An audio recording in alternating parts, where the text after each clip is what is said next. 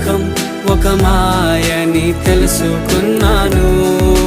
ఏది నా సొంతం కాదనుకున్నాను. తప్పిపోయిన కుమారుని నేనైతే నా కొరకై నిరీక్షించే తండ్రి నా యేసు.